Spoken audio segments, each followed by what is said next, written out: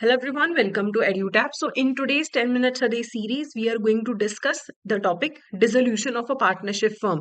तो दो चीजें होती हैं, एक होता है dissolution of a firm and एक होता है dissolution of only the partnership. तो डिसोल्यूशन ऑफ फर्म होता है कि पार्टनर्स के बीच का जो रिलेशनशिप है वो ब्रेक डाउन हो जाता है, बिजनेस रिलेशनशिप खत्म हो जाता है, फर्म ही बंद हो जाता है।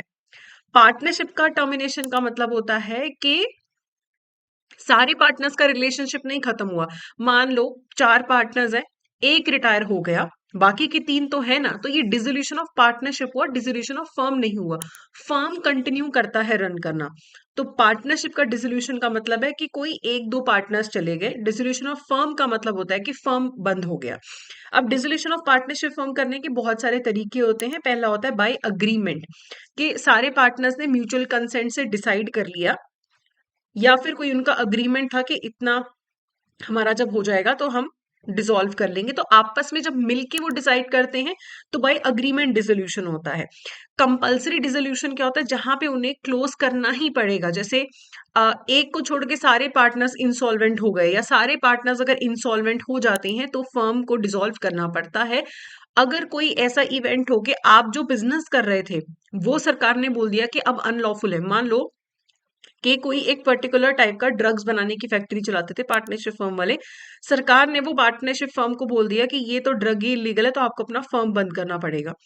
तो उन्हें अपना पार्टनरशिप फर्म बंद करना पड़ेगा। लेकिन अगर मान लो कि उस पार्टनरशिप फर्म के 4 बिजनेस हैं, एक अनलॉफुल हो गया, बाकी मान लो कोई टॉयज बनाने की फैक्ट्री है, वो तो चल सकती है। फिर पार्टनरशिप फर्म बंद करने की जरूरत नहीं है, फिर वो पर्टिकुलर सिर्फ बिजनेस बंद कर सकते हैं।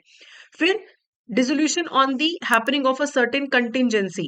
जैसे पहला होता है फिक्स टर्म। अगर पार्टनरशिप फॉर एक फिक्स टर्म के लिए खोला गया था तो वो फिक्स टर्म खत्म हो गया, पार्टनरशिप फर्म डिसॉल्व हो जाता है कि हम सिर्फ 4 साल के लिए पार्टनरशिप फर्म बना रहे हैं या सिर्फ एक प्रोजेक्ट के लिए बना रहे हैं, वो प्रोजेक्ट खत्म, पार्टनरशिप खत्म। ठीक है, कि स्पेसिफिक वेंचर के लिए हमने बनाया था और वो स्पेसिफिक वेंचर खत्म हो गया तो पार्टनरशिप खत्म।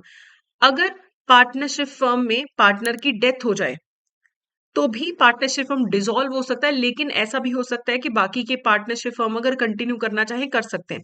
अगर मान लो 2 पार्टनर्स हैं, एक की डेथ होगी, फिर तो फर्म डिसॉल्व ही हो जाएगा। 4 पार्टनर्स हैं, एक की डेथ होगी, तो बाकी चाहे तो कंटिन्यू कर सकते हैं, नहीं तो डिसॉल्व भी हो सकता है। If a partner is declared insolvent the firm में बी डिसॉल्व। अगर पार्टनर्स इंसॉल्वेंट हो जाते हैं तब भी जो हमारा फर्म है वो डिसॉल्व हो सकता है। कोर्ट भी डिसोल्यूशन कर सकता है। इंडियन पार्टनरशिप एक्ट का सेक्शन नंबर 44 बोलता है कि कोर्ट जो है वो एक फर्म को डिसॉल्व कर सकता है अगर एक पार्टनर सूट फाइल करे। 2-3 पार्टनर्स है, किसी एक ने सूट फाइल किया कोर्ट में कि हमारा ये पार्टनरशिप फर्म डिसॉल्व करवा दो। कि किस कारण से, कि अगर कोई पार्टनर अनसाउंड माइंड का हो गया कि अब हम बिजनेस नहीं कर सकते, आप हमारा फर्म डिसॉल्व करवा दो, या फिर कोई परमानेंटली इनकेपेबल हो जाए अपनी ड्यूटीज परफॉर्म करने के लिए, या फिर कोई जो पार्टनर है वो कंडक्ट ऐसा करता है जिससे बिजनेस को हार्म होता है, अब कंटिन्यू नहीं कर सकते हैं, या फिर कोई पार्टनर जानबूझ के ब्रीच कमिट करता रहता है तो बिजनेस कंटिन्यू नहीं हो सकता है।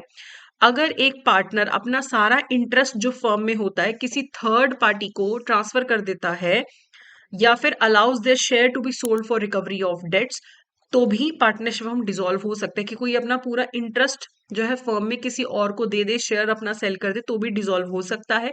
बिजनेस अगर लॉसेस पे ही है, प्रॉफिट हो ही नहीं रहा है, तो भी कोर्ट उसे डिसॉल्व कर सकता है।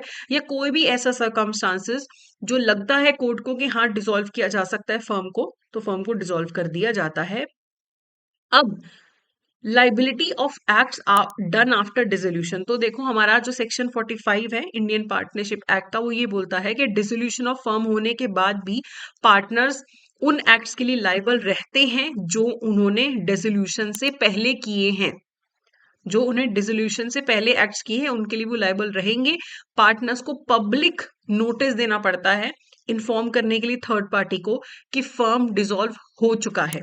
कोई भी पार्टनर ये नोटिस जारी कर सकता है कि फर्म डिसॉल्व हो चुका है, ये कंपलसरी है। अगर वो पब्लिक नोटिस नहीं देते हैं तो वो लगातार फिर लाइबल ही रहते हैं। ठीक है, अगर एक पार्टनर की डेथ हो जाती है, कोई इंसॉल्वेंट हो जाता है, रिटायर हो जाता है, उनके रिटायरमेंट डेथ के बाद कुछ भी पार्टनरशिप फर्म कर रहा है उसके लिए वो लायबल नहीं है। पब्लिक नोटिस होना चाहिए कि हाँ इस पार्टनर की डेथ हो गई, ये इंसॉल्वेंट हो गया है, ये अब हमारे फर्म से अलग हो चुका है, फिर वो लायबल नहीं होगा उसके जाने के बाद क्या हुआ है। तो आपका फर्म का डिसोल्यूशन से पहले जो भी होता है आप उसके लिए लाइबल हो, और उसके बाद आपको पब्लिक नोटिस देना होता है कि अब हम डिसॉल्व हो चुके हैं।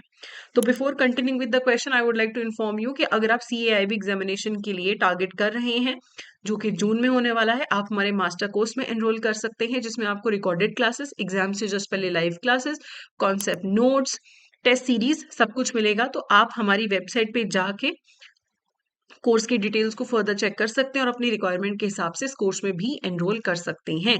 और अलग अलग ऑफर्स चलते रहते हैं, आप उन ऑफर्स के थ्रू भी अच्छा खासा डिस्काउंट लेके इस कोर्स में एनरोल कर सकते हैं। Next is which of the following is not a ground under section 44 of the Indian Partnership act for dissolution of firm by court. Unsound mind के पर्सन को रिमूव किया जा सकता है, अगर कोई अपना सारा इंटरेस्ट थर्ड पार्टी को ट्रांसफर कर दे तो भी डिसॉल्व हो सकता है, कोई ब्रीच ऑफ कॉन्ट्रैक्ट कर दे तो भी डिसॉल्व हो सकता है, अगर कोई वॉलंटरीली रिजाइन कर रहा है, अगर कोई खुद से रिजाइन कर रहा है तो कोर्ट जाने की तो जरूरत ही नहीं है ना। तो डी यहाँ पे, डी जो है यहाँ पे करेक्ट आंसर होगा। ठीक है, अगला है as per the section 45 of the Indian Partnership Act who is liable for acts done after the dissolution of a firm until a public notice is given. Only the partners who are part of the firm, any partner who was part of the firm before dissolution, only the retiring partner, only the deceased partner। तो देखो जब तक public को notice नहीं दिया जाता कि ये फर्म डिसॉल्व हो चुका है, तो डिसोल्यूशन से पहले जो जो भी पार्टनरशिप फर्म में इन्वॉल्व थे सभी लाइबल रहेंगे। इसीलिए बोला जाता है कि आप पब्लिक नोटिस दे दो ताकि आपका लाइबिलिटी खत्म हो जाए। ठीक है, चलिए तो यहाँ पे आपका ये सेशन खत्म होता है। That's it for today, thank you so much.